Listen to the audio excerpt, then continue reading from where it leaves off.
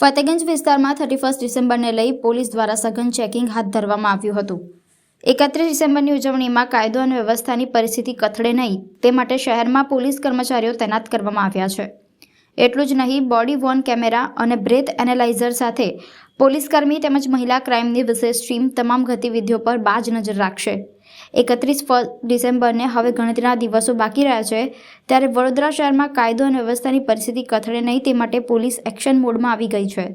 શહેરમાં 6 DCP 16 ACP મળી 2000 પોલીસકર્મીઓ તૈનાત રહેશે। ફતેગંજ રંગોલી હોટલ સામે મેથોડિસ્ટ ચર્ચ પાસે એસઓજીના સ્ટાફ દ્વારા વાહન ચેકિંગ અને અબોટ મોબાઈલ કિટનો ઉપયોગ કરવામાં આવ્યો હતો।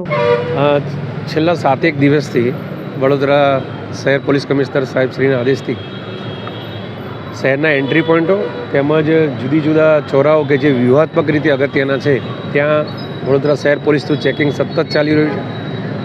આ વાહન ચેકિંગ રાત્રિના, વહેલી સવારના તેમજ સાંજના સમયે એમ રેન્ડમલી થાય છે।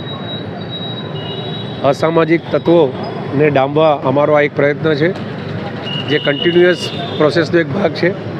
હાલ આપણે અહીંયા વડોદરા શહેરના વાસીઓ 31 ડિસેમ્બરના રાત્રિના સમય અહીંયા જે જગ્યા પર એકત્રિત થાય છે એવી સદર બજાર ફતેગંજમાં વાહન ચેકિંગ રાખેલ છે, જ્યાં બ્રીથ એનાલાઇઝર્સ અને ડ્રગ્સ એનાલિસિસ કિટ સાથે રાખી Sayajiganj police, SOG, crime branch અને ટ્રાફિકની ટીમ દ્વારા અહીંયા વાહન ચેકિંગ ચાલી રહ્યું છે।